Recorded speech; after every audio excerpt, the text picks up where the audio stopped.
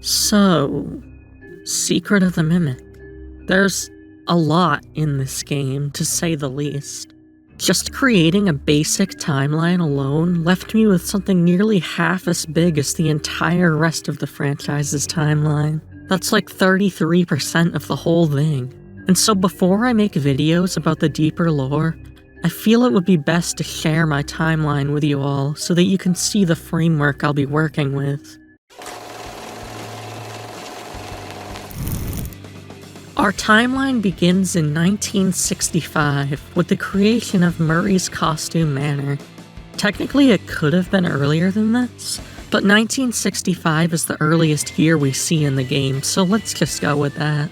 At this point, the company is owned by Edwin Murray's dad, who works with miscellaneous clients. One of these is Fazbear Entertainment, who the man doesn't trust and feels wants to destroy the company. Edwin?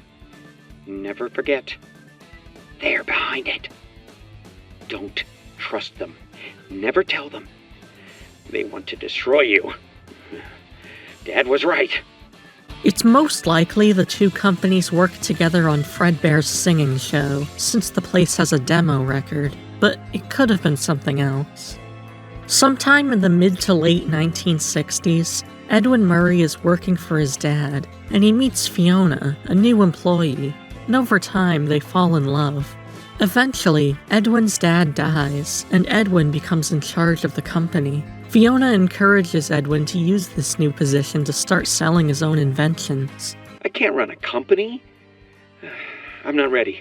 I can't fill his shoes. Your dad believed in you. Otherwise, he wouldn't have left it to you. If you could change anything you wanted, what would it be? Maybe rebrand? We could start making some of my inventions for real. The first of these inventions is the Stay Up Latte, which has a commercial starring Edwin and Fiona. A bit after this, the two get married, and in December of 1970, Fiona gives birth to a boy named David. I have a reason for placing this in 1970, but it'll be easier to work backwards from David's death later on than to explain it now.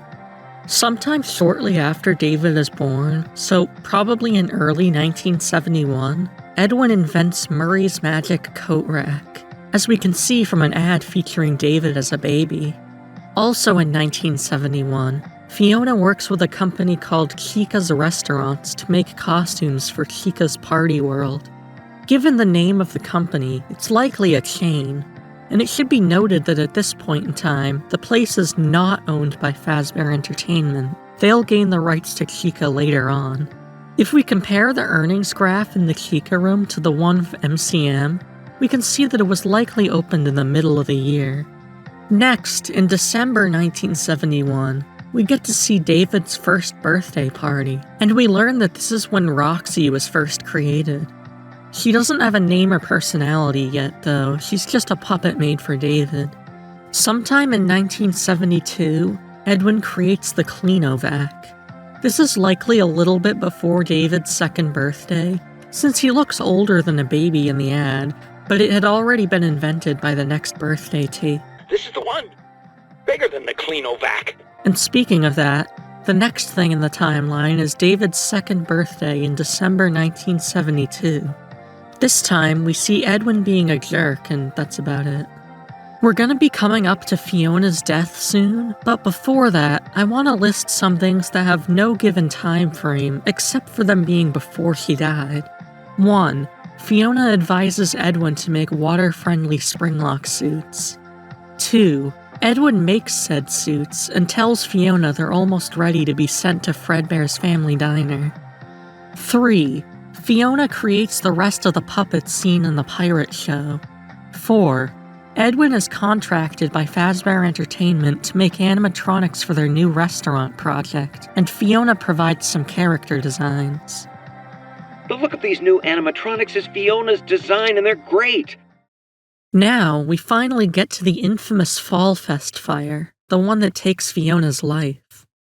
I have to go help the Fall Fest crew, just for a few days until the installation is finished. It's hard to explain. I just have this terrible feeling like I need to be there so nothing goes wrong. just in case. Oh, why did you go? You weren't even supposed to be there. You were supposed to be here with me and David. Oh, how am I supposed to tell David that his mother is gone? How am I supposed to raise a kid on my own? Why this fire happened is still a mystery, but I'm fairly certain of when it happened. Fall 1973. This will once again be easier to explain the reasoning behind once we get to David's death. And time to immediately interrupt that tragic moment with the Mycelium Man. Costumes for these guys were finished in November 1973, and there's an ad for them with David but no Fiona. Then we get David's third birthday tape in December 1973, where Edwin reminds David that his mom died and then immediately leaves to go work despite being the one who makes his own schedule. After that is a note from April 1974 saying that Bring Your Child to Work Day should be cancelled because having children around the workplace is too dangerous. I thought this was in response to David's death at first, but he died outside near the playground, not inside the factory. 2 months later, the Hedgehog Hudgies costumes are created according to an order form. Somewhere around this time, Edwin discovers something in the basement where he's been working on the Mimic 1 endoskeleton. This is where I heard it. It's her or someone that sounds like her. Set frequency to 4625. Say something! It's me, Edwin! Over.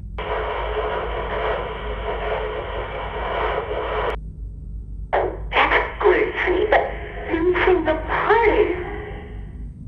This causes Edwin to program the Mimic to copy Fiona. We see that he's succeeded by David's 4th birthday in December 1974. Happy birthday, buddy. Happy birthday, sweetie. Okay, I need you to take over now and make dinner. I gotta get back to it. Of course. As we see, David got a new slide for his birthday, and shortly after, Edwin dismisses the safety concerns. I know you're my lawyer and all, but there's no regulation that says I can't have it there, so just get off my back. Besides, David loves the new slide. It'll be fine. Now we get to 1975, where things really start to go downhill.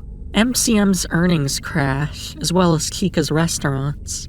Orders are still coming in, as shown by the Happy Bee order completed in March, but Edwin is missing bill payments. Despite that, the company opens a new research and development floor in July to be used for work on the Fazbear project. Just a few months later, though, things get way worse. On David's 5th birthday, Edwin leaves him unsupervised at the playground, and David gets hit by a truck and dies. According to mail logs, this is on Saturday, December 6th. Looking through calendars of the years in the 1970s, we can see that the only year December 6th is on a Saturday is in 1975.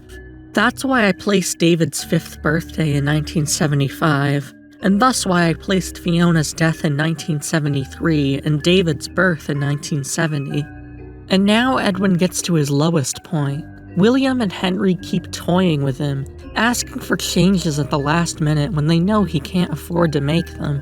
Some employees start stealing whatever assets they can get their hands on, like Stan taking characters and remaking them for Stan's budget tech, while others are picked off by Fazbear Entertainment with promises of higher pay and better positions.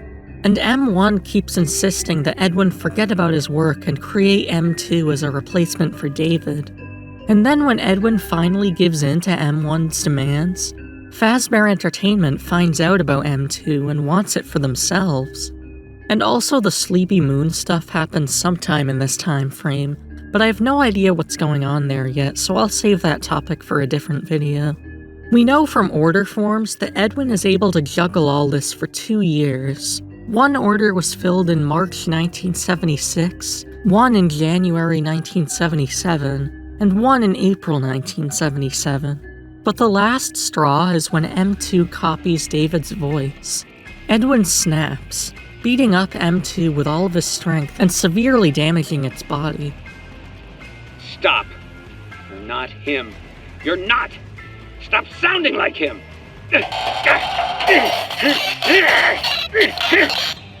This results in M2 being filled with rage and agony, and it turns on Edwin. M2 repairs its body and starts testing out a new power system, but it ends up causing an explosion. Edwin gets caught in the blast and begs for help, but M2 mocks him and leaves him to presumably die. Please, call for help! M2, respond! Oh, can't right now, buddy. We can do something fun tomorrow, I promise.